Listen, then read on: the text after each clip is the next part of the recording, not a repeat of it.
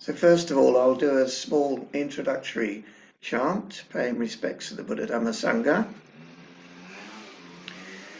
Namo tassa bhagavato arahato samma sambuddhassa. Namo tassa bhagavato arahato samma sambuddhassa. Namo tassa bhagavato arahato samma sambuddhassa. Buddham dhanam sangham namasami.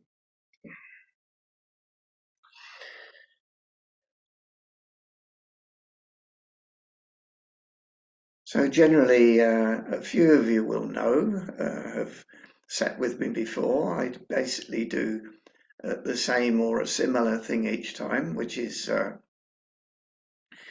couple of periods of sitting meditation. And the first period, I will do a guided sweeping meditation. So you, instead of trying to concentrate, I find that if you move your attention from your head to your face, when we move our attention, the mind stops. We don't need to stop the thinking. It automatically ceases when we pay attention to some place. So it's all about getting to know that place of open, spacious awareness, that place that is the unconditioned, say, because our conditioning is very, very deep. We try to grasp everything that comes our way or doesn't come our way. We try to get things, we try to become things, which in fact is missing the point of the Buddhist practice, which is about letting go. Then again, we're running into dodgy territory here because we cannot let go. So many people spend many years trying to let go of their thoughts, trying to quieten their mind. In actual fact, if you look right now, when you are paying attention to a part of your body, the whole of the body, or the breath, or the sound of silence, your attention will be there. The mind cannot be in two places at one time. It can be in a state of dreams, illusions, delusions at one time, but it cannot if we are present, feeling right now. Don't believe what I'm saying here. Look for it. Really look to see if that's the case. Just by feeling your backside on the cushion or the chair, or your hands touching each other. How is it when we are in that present moment? And most importantly, noticing our mind, our heart mind. When I say heart mind, I mean the heart of the mind. That place before the conditioned state kicks in. Now we need to persevere with that, because that conditioning is very, very deep. But the more we know this place of awareness, the more it becomes our default state. And why wouldn't it? It's this sort of analogy, simile I made up some years ago of life is like walking on hot coals. But it's all we know. We've been conditioned, the whole of society is doing the same thing, and we've become used to that. But we start to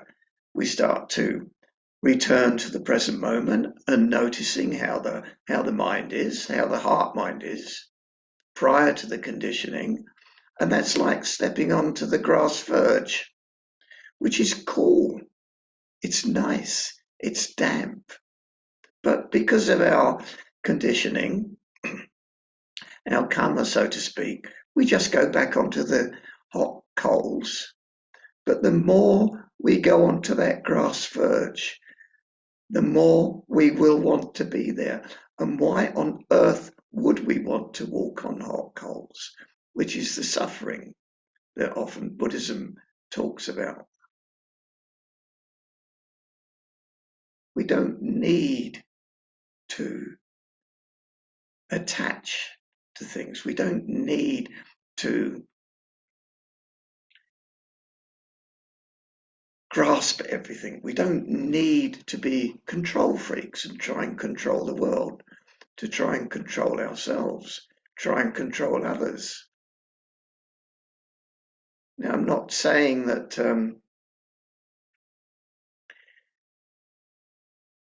there's anything wrong with our conditioning. But the point is, the intellect has completely taken over, and we have forgotten our intuitive side.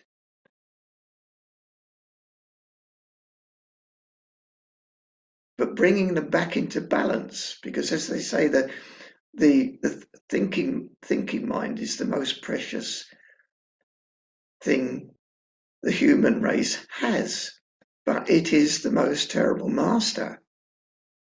So bringing it back into balance, getting to know that intuitive side, that prior to the thinking process side, we start to discover that there is no problem. It's not denying anything. It's not denying the thinking. It's just using it as a tool. We start to see that the problems are caused by my habits, so to speak. If there's a lot of noise, it's not the noise that's a problem. It's my reaction to that. And it's the same with most things. But this little Indian saying that I'm very fond of is pain is compulsory, but suffering from pain is optional. Suffering is compulsory, but suffering from suffering is optional. But it's called sankharas, we tend to add on top of a pain. We make it my pain.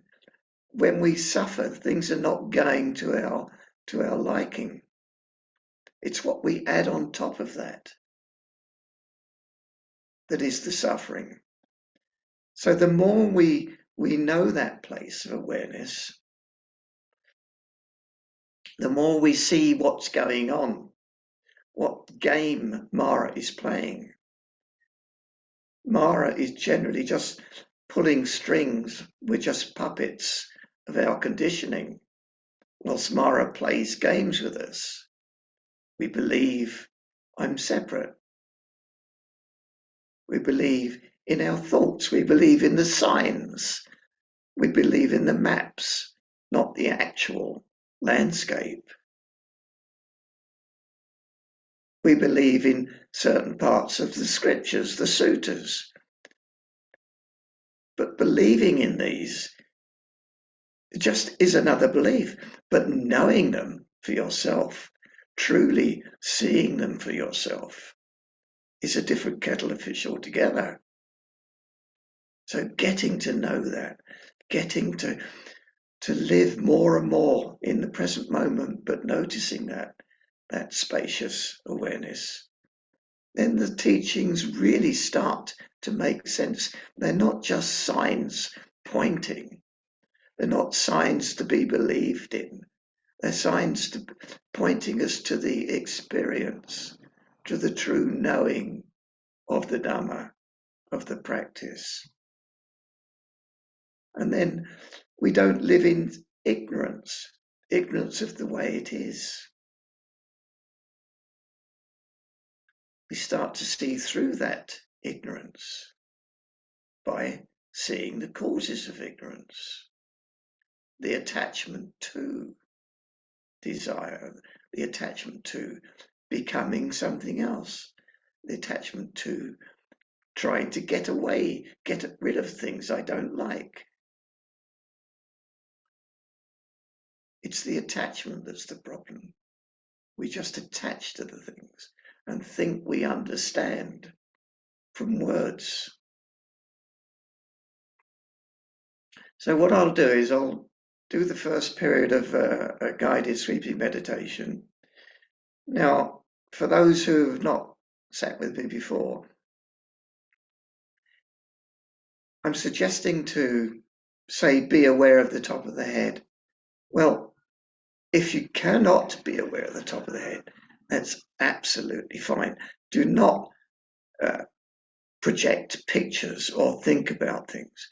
But if you can't be aware, but you can be aware of how the mind ceases in that moment. And that's the important thing to be aware of, to get to know that spacious place. The more we get to know it, the more we trust it. It's not vacuous. It's not dumb or stupid. It's able to respond. It's able to do anything in life that we need to do. But because we like to be in control, that has to be proved. We have to prove it to ourselves just by experiencing it. So finding a posture that's conducive to your awareness, that is helpful to your awareness. So when you start to wobble or fidget, you know that it's saying the mind has wandered, it's off somewhere else.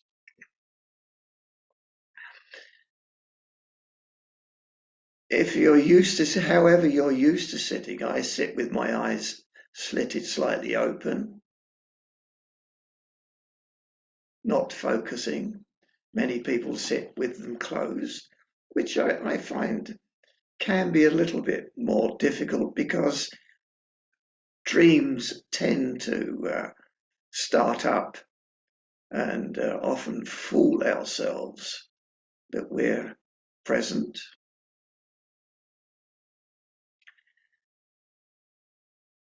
If you're sitting on a chair, again, feel some posture that's has a little bit of energy in the body, a little bit of muscle tone, and not interfering with the breathing.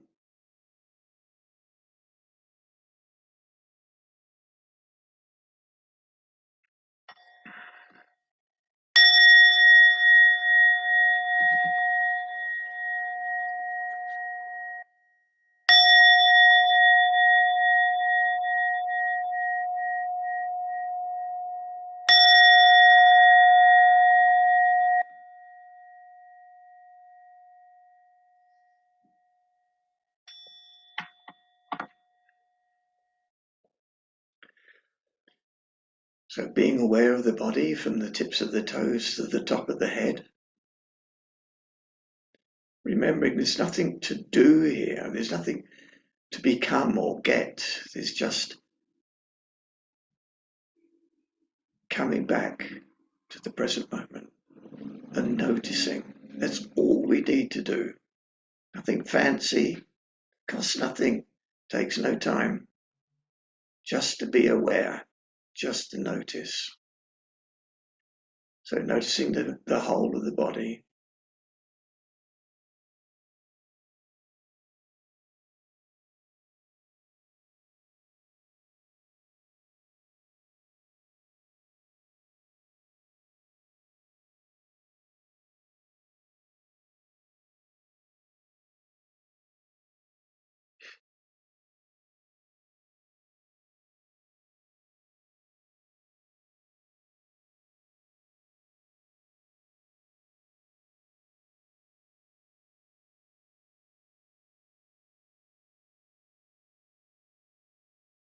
Noticing the breathing. Just the normal, natural breathing, not following the breath, just the normal, natural breathing.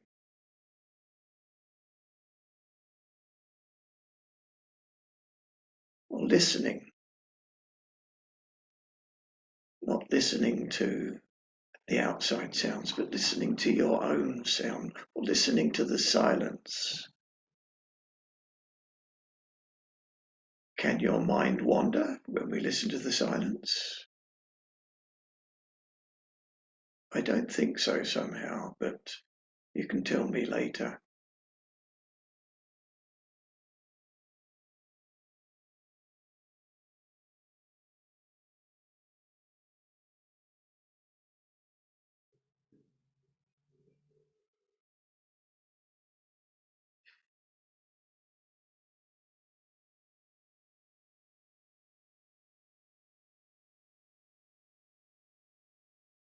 So placing your attention on the top of the head,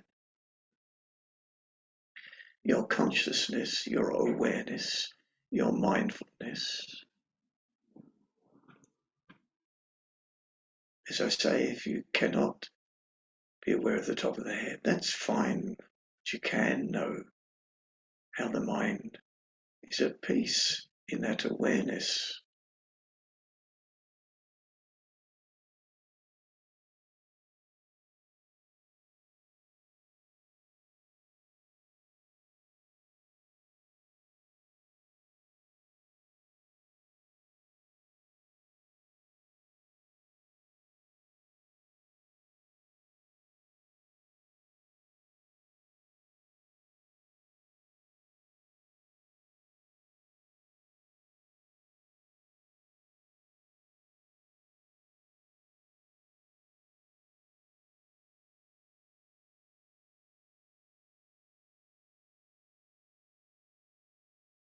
So letting that awareness, so to speak, spread down the back of the head and the sides of the head.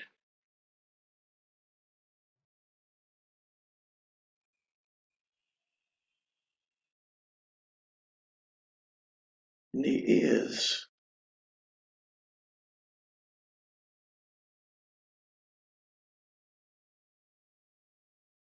and the earlobes. I can't be aware of my earlobes, but I can be aware. I can notice how my mind is openly aware.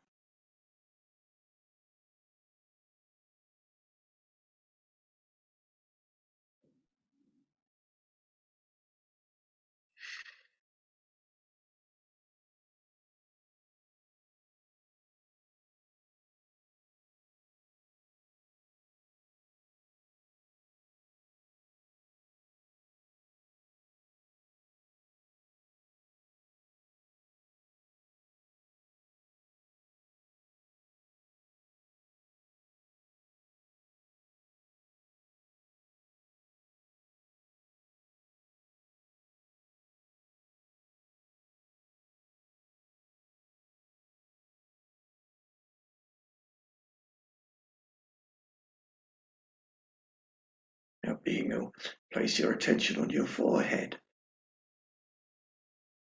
and the eyebrows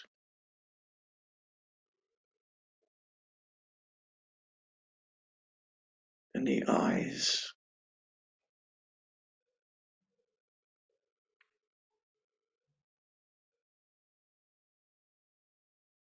and the nose,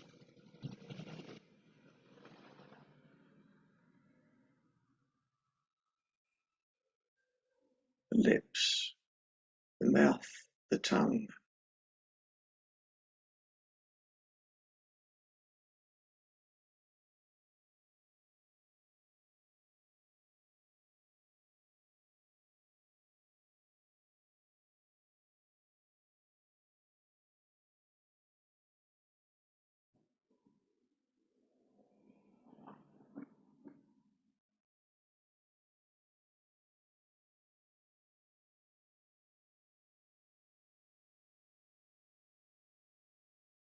and the chin, the jaw, and the cheeks of the face.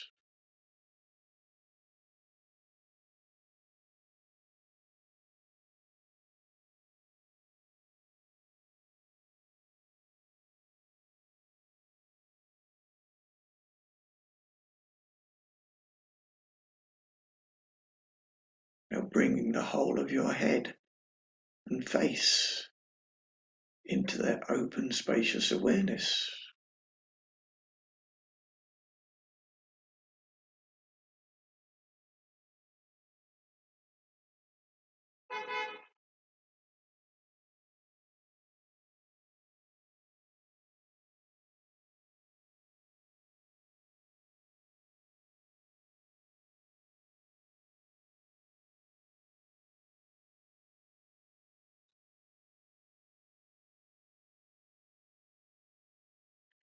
When the mind does wander, just very gently come back without criticizing or feeling disappointed. Just come back, start again. Now, there is only now.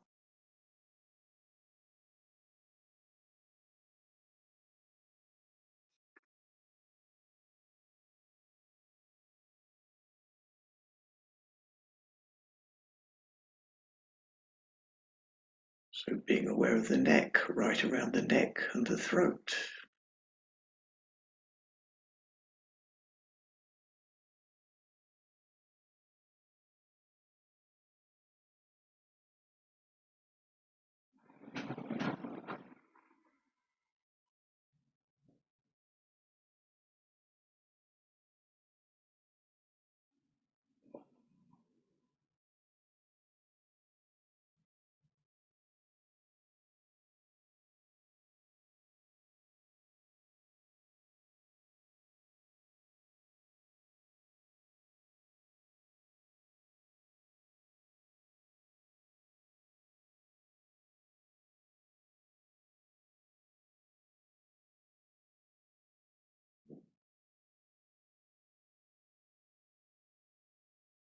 Becoming aware of the shoulders.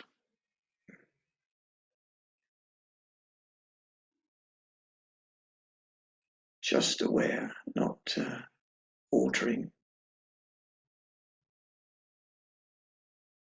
any feelings that we have, just openly seeing them.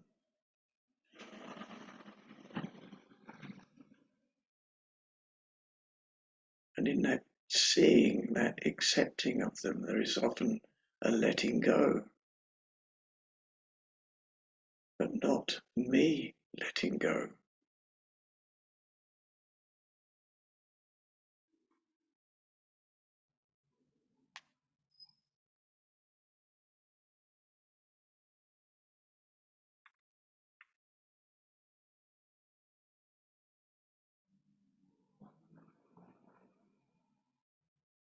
And that awareness spreading down the arms, down to the elbows.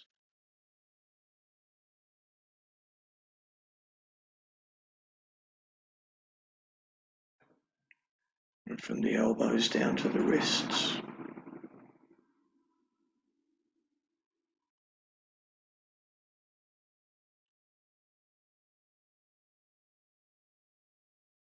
Becoming aware of the hands, the backs of the hands, the sides of the hands, the knuckles, the fingers, the joints of the fingers, the tips of the fingers,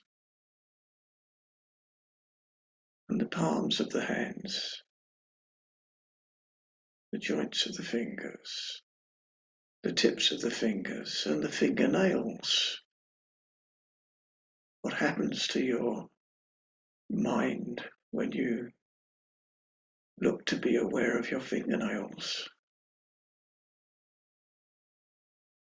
I certainly can't, but I can see the ceasing of my obsessive thinking.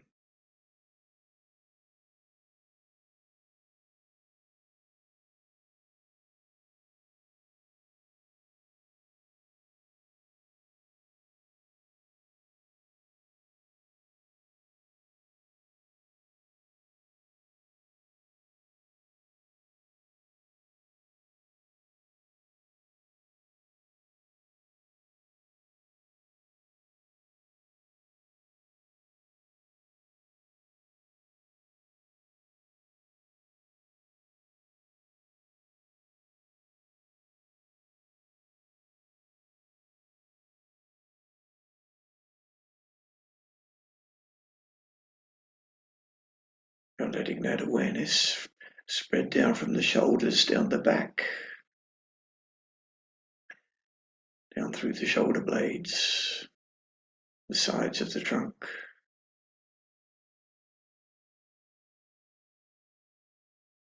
down the spine,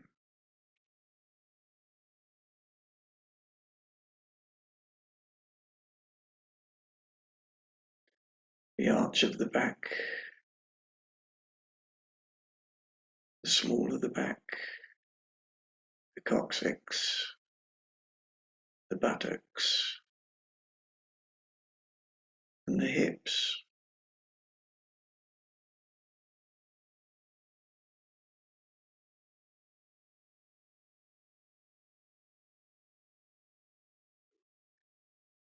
Now being aware of the whole of your back, your hands, your arms, your shoulders, your neck, your face, and the head.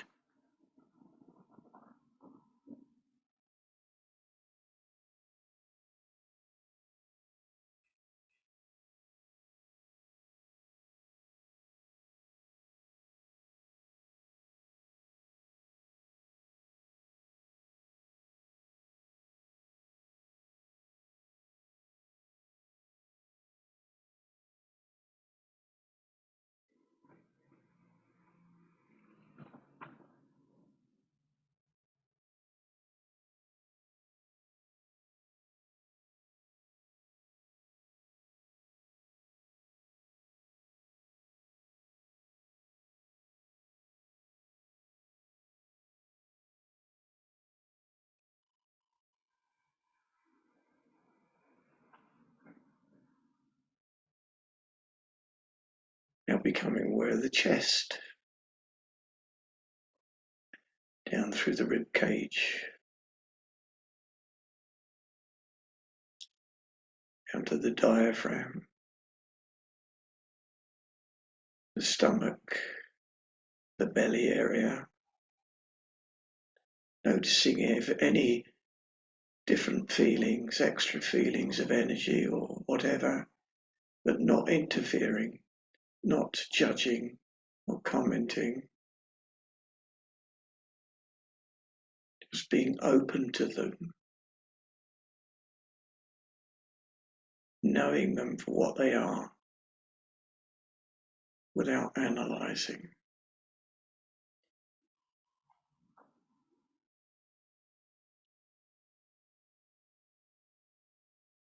So down through the belly to the navel,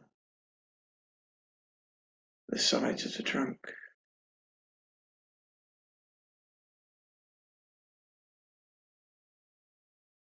down through the intestines, down to the groin and the hips.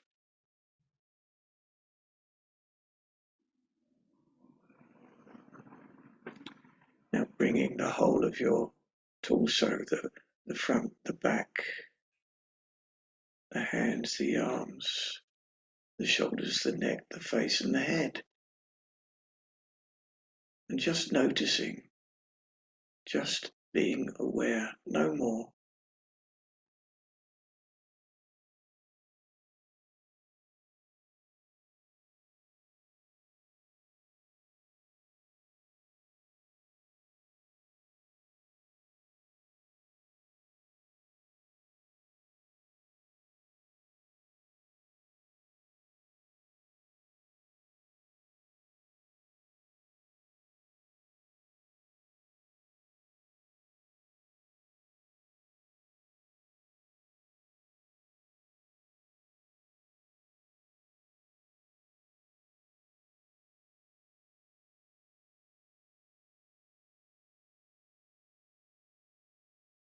Now becoming aware of the legs, from the hips down to the knees.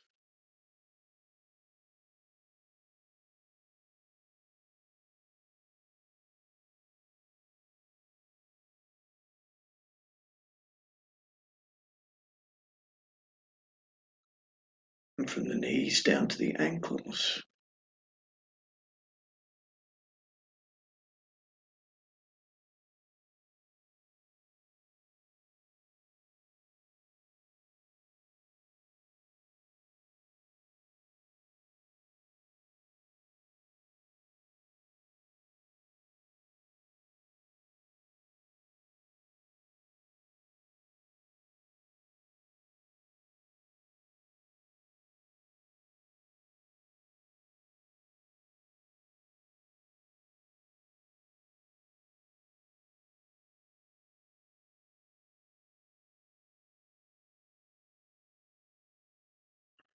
becoming aware of the feet,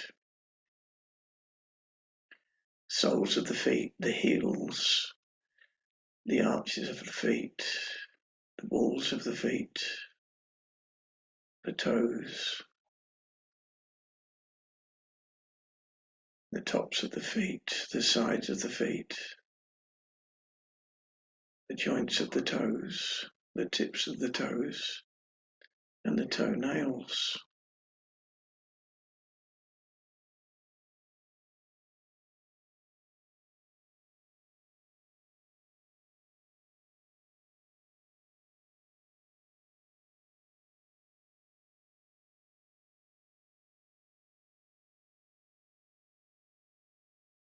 Now bringing the whole of your body from the tips of the toes to the top of the head into that awareness.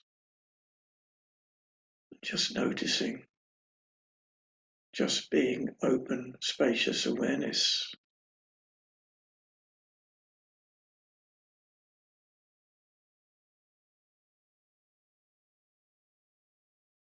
Being with the breath.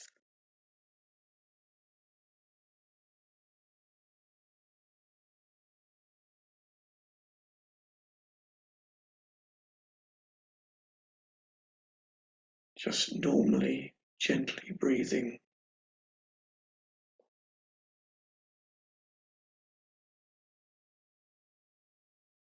Or listening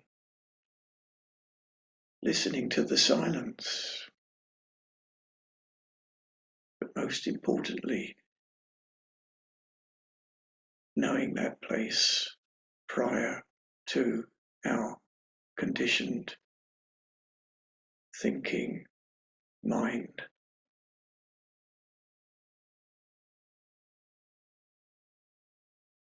Knowing that knowing mind that cannot be grasped.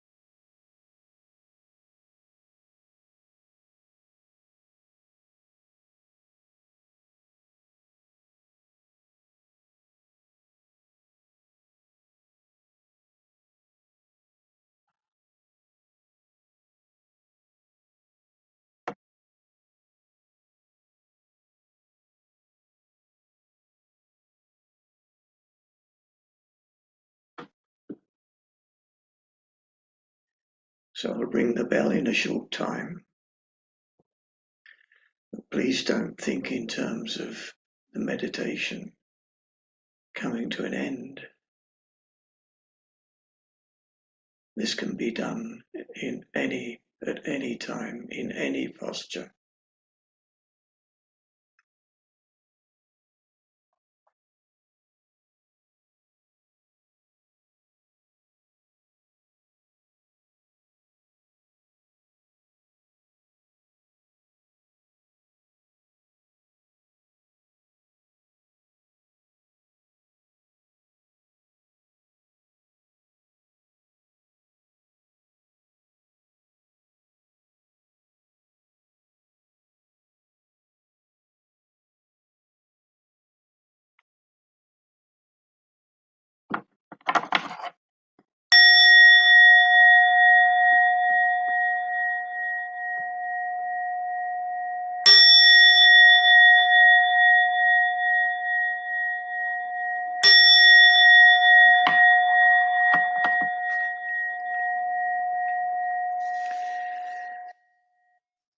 So stretching your limbs if needs be, but as I say, do it from that place of awareness.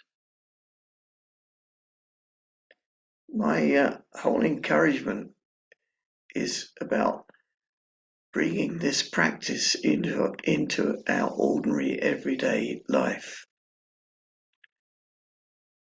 There really is no difference between sitting still in so-called formal meditation and movement, doing things. Awareness is always there. It's always aware. It's never flustered.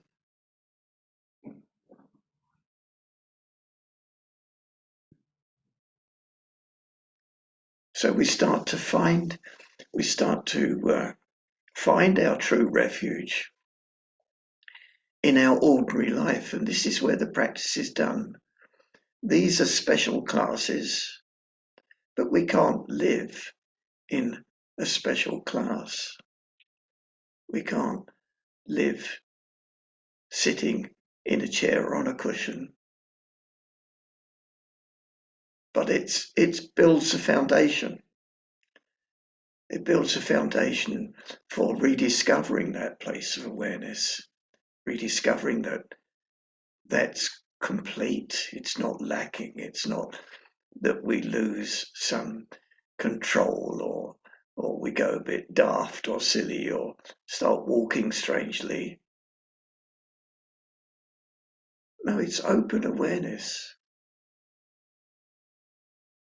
So the more we remember to come back to parts of the body or the breath or the sound of silence, the more natural it becomes. And the more natural we become instead of walking, talking, intellects.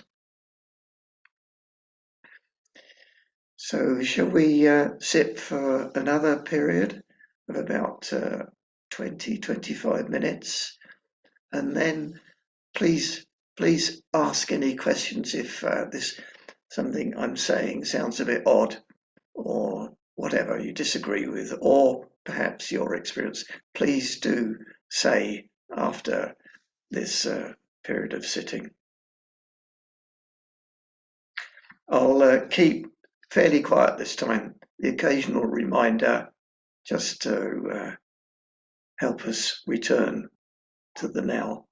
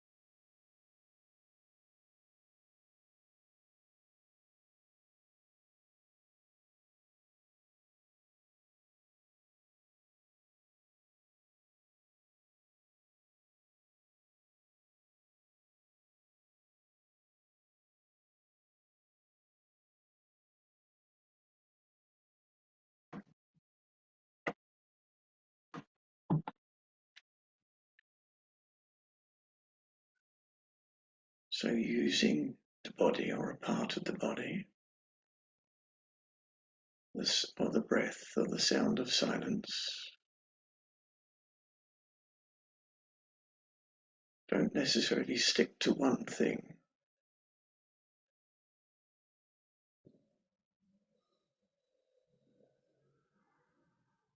Use what works for you.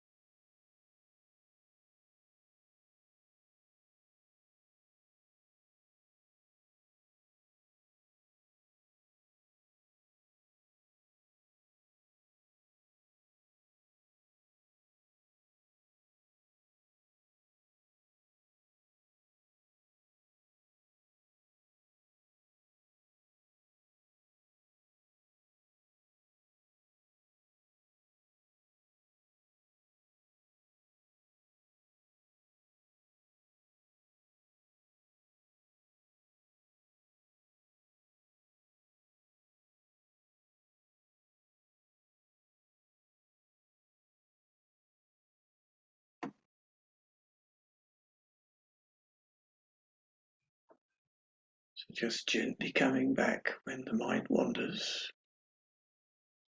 It's the nature of the mind to wander because it's divisive by nature. It's not a problem. Just come back and notice.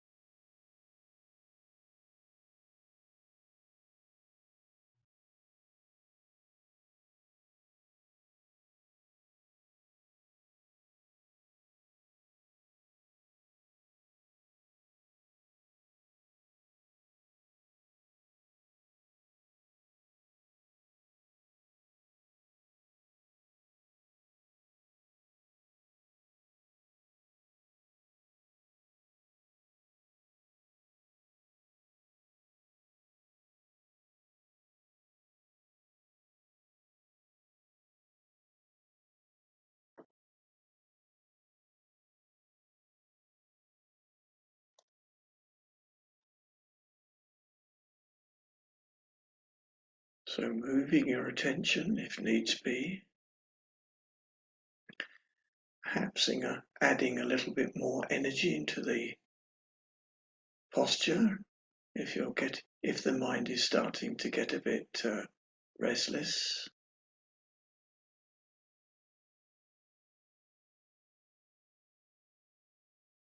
Not trying to quieten the mind, just coming back to the body.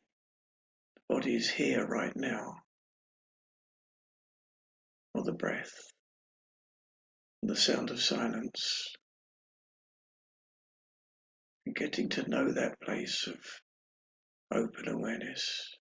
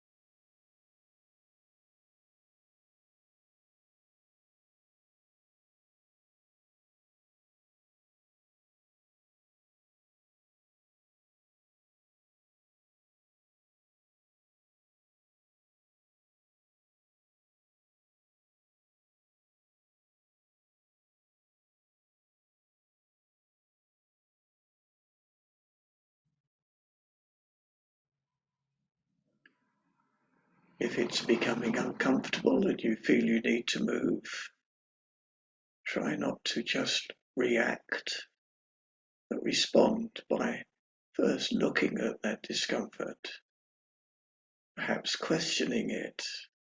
What is it? Is it mine? Is it real? And then if needs be, move, but don't just react.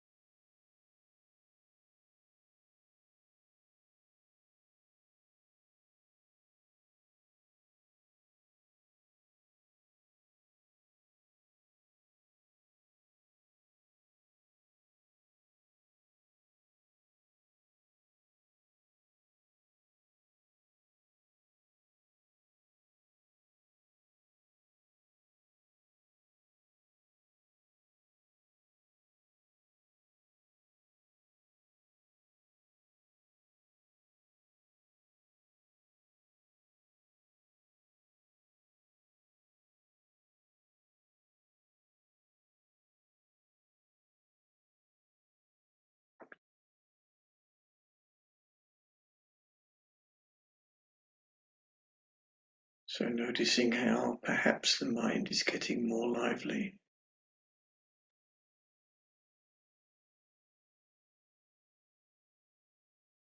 Use the body. Re-sweep through it if needs be, if it helps. Or find a particular part that's more obvious, there's more energy going on there. Just be with that.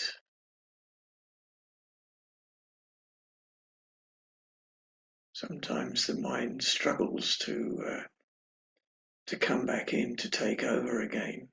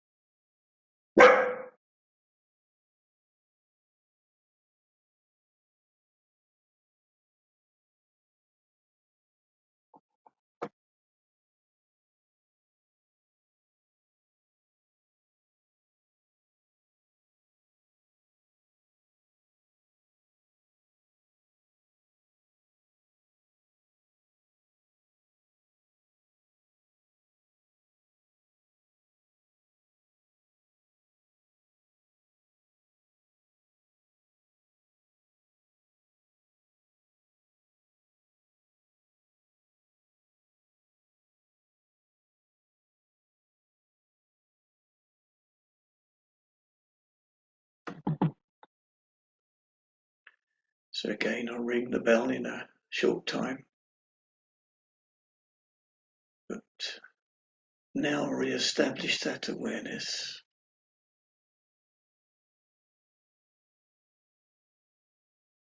And then bring it into your movement, into your thinking even.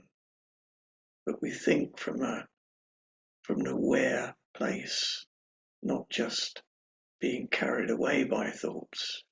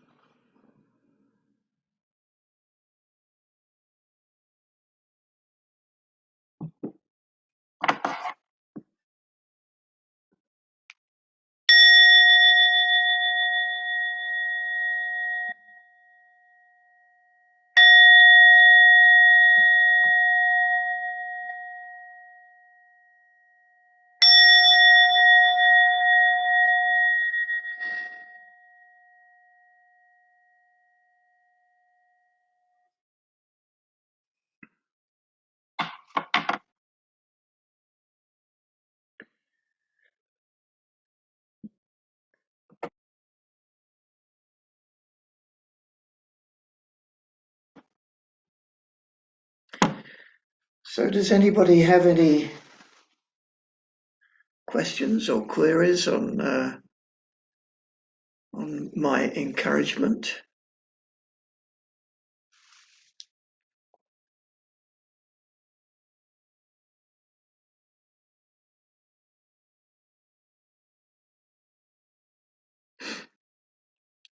You'll need to unmute if you do have something.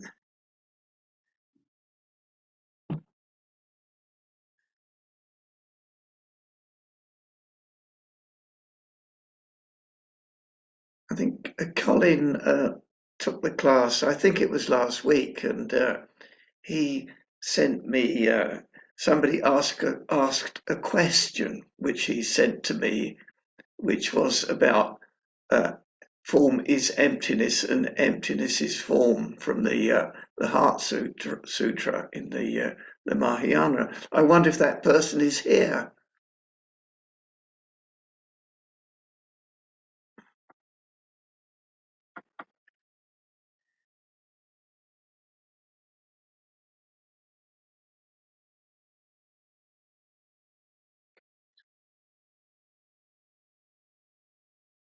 Yeah, that's a good question. Can you say more about letting go?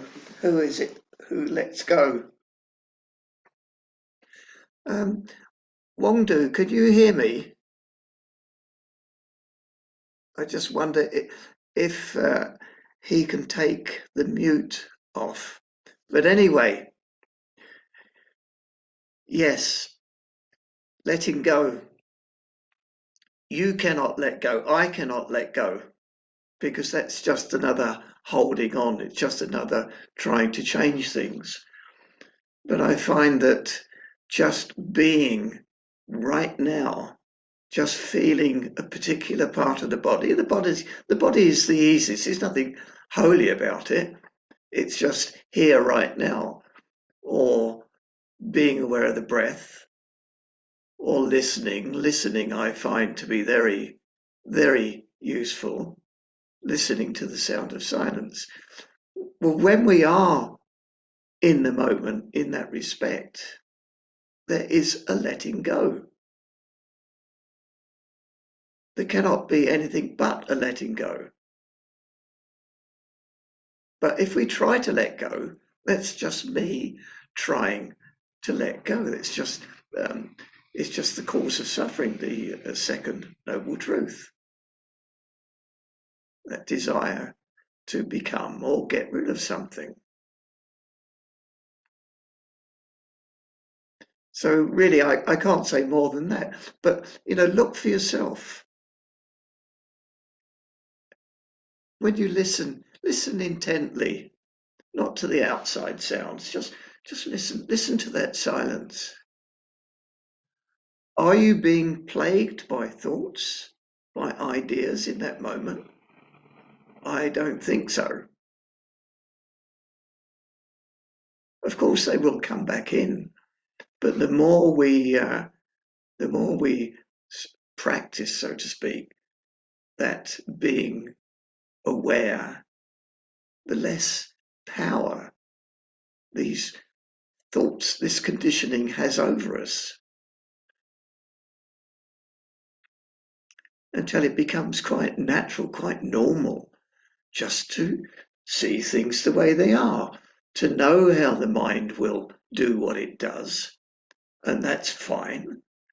There's nothing wrong with that. It's just that we don't believe it so much.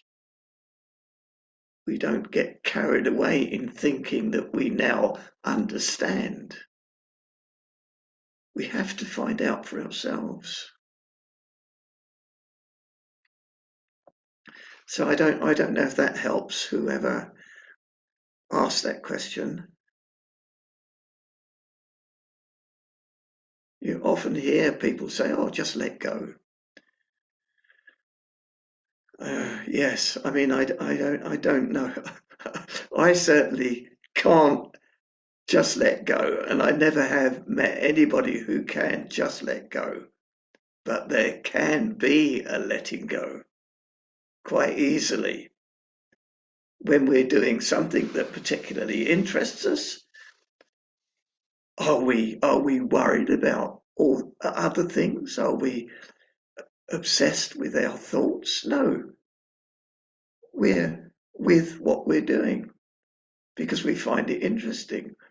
And that also happens with the practice. The more we notice this release, this true refuge, the more we'll naturally want to be there, so to speak. Be there, be here, right now.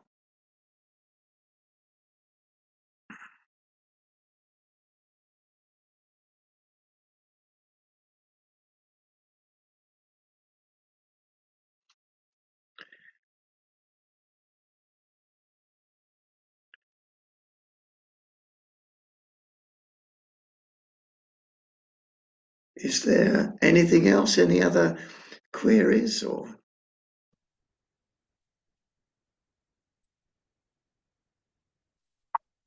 Hi, Ajahn Barry. Oh, hi there. Hi, Hi. Todo, Hi. Todo, yeah? Yes, yes. Okay, Thank you for your guidance tonight. my pleasure. I wanted to ask if you can share your experience with attempting to meditate when you feel agitated. I came to the session a little bit rushed, but nothing particularly disturbing in my mental world. But as I've tried to listen to the first part of the meditation, the guided the body scan, Mm, mm. I've noticed that I wasn't listening. All the words just glide. That I just wasn't here basically. Yeah, I've tried, yeah. but then in the second part, I've heard you saying that if your mind wanders too much, I can focus my attention onto the posture. At which point the posture became really uncomfortable. I think it's a miracle that I'm still here. It was very, very difficult, a very challenging meditation session for me, and I've experienced few of those. So, Okay. So I would imagine at the time of the great discomfort, you were certainly aware of what was going on. mm, Yeah. it's Um, yeah, I mean, the thing is, there's no miracles here.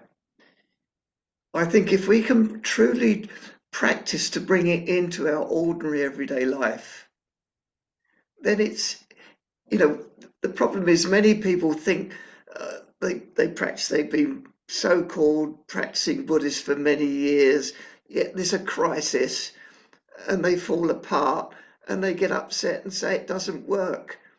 Well, it doesn't work when you only do it at the difficult time.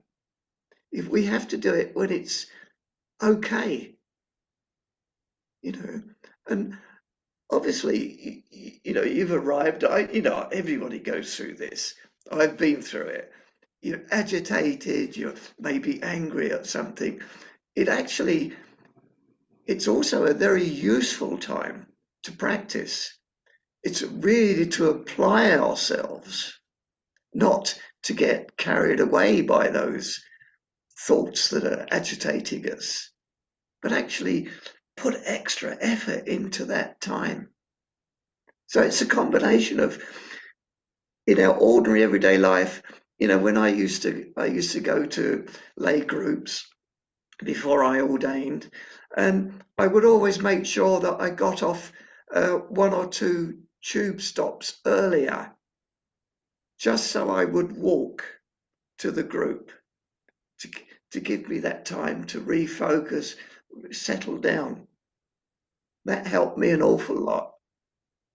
But as I say, spending many years in the Zen practice, which is um, it's more of a pressure cooker practice, the teacher would put you intentionally under stress because that's what we work with. That's what we need to see. And if we see through that stress, through that agitation at that time, that really makes an impact. There really is a change. We really see for ourselves how we're playing this game. Uh, we're we're being carried away in this illusion, this delusion that we have. So really bring it into your ordinary everyday life but also when it's difficult, apply yourself. It's like we can't get fit by running on downhill all the time. Sometimes we have to run uphill, and that's difficult. And it's very similar. That running uphill, that time of difficult sitting can be very, very good practice, so to speak. So it's still beneficial if I'm not here, if I can use that. If I'm not here while I'm meditating, my mind's The wandering. most important thing is that you're there. Right. And you might think you're not being with the present moment, but you're having no choice in that difficult time. That is the way it is. It's difficult. You're not trying to get away from it. You're just opening to it. You're not welcoming it. You're not trying to get away from it. You're getting to know it as it is. And that's the practice of fully accepting, not me, not you accepting, but just by being openly aware, there is an acceptance. So the more we fight it, the more power it has over us.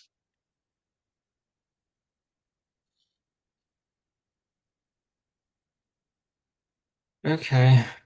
I have to reflect on this. You don't sound convinced. Well, yeah, I thought it's going to be something like, yeah, just continue meditating, which I guess is what I need to do. Well, absolutely. I don't know why you asked me when you knew the answer. Okay. No, Well, thank you just anyway. stick with it. Stick with it. That's all I can say. Okay. Sometimes it's easy, sometimes it's difficult. Thank you.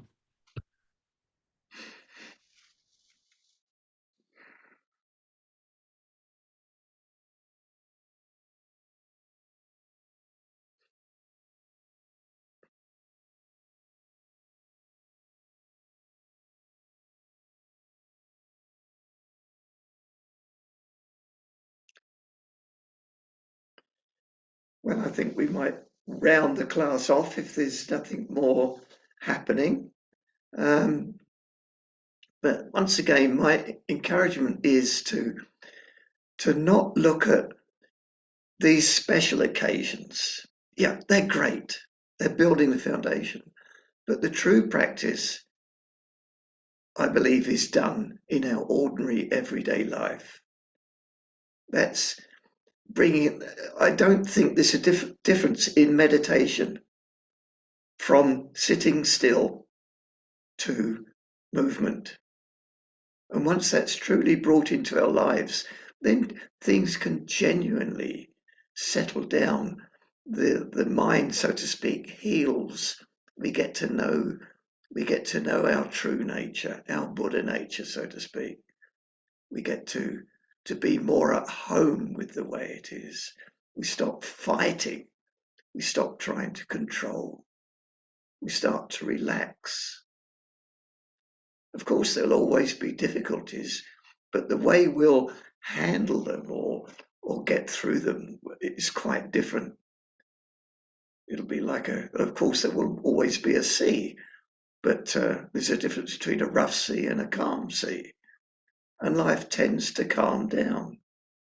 So we're not caught up in these storms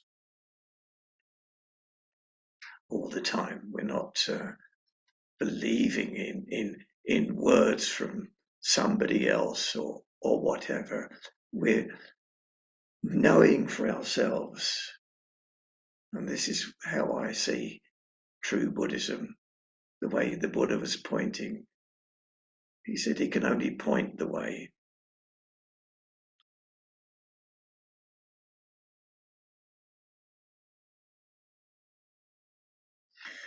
Yeah, that question that just came up there, I always come back to the same thing.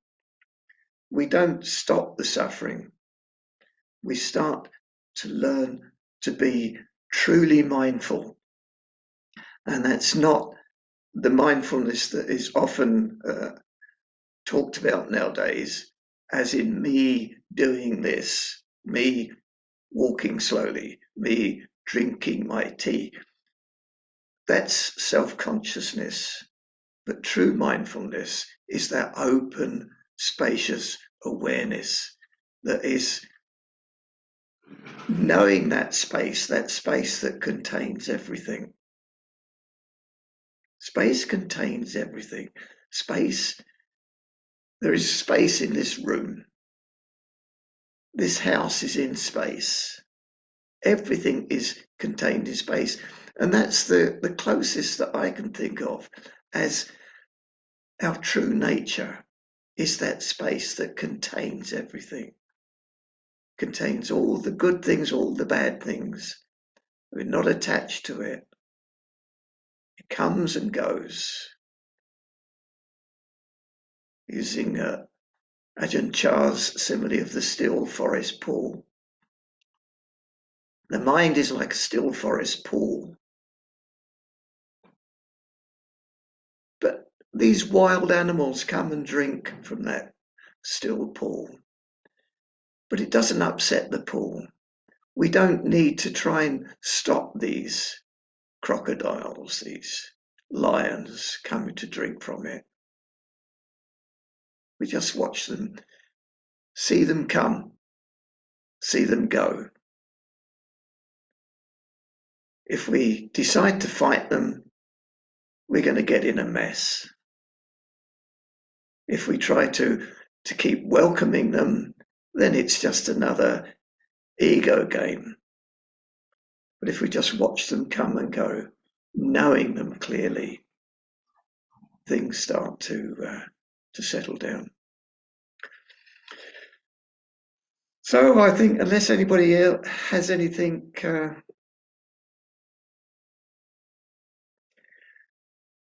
they want to question, something here. Okay, I don't know who that is, but somebody seemed appreciative. So I'll say good night to everybody and wish you well, and wish you to really bring it into your life. Really live it. Don't think about it, but live it. Take care, everyone. Bye.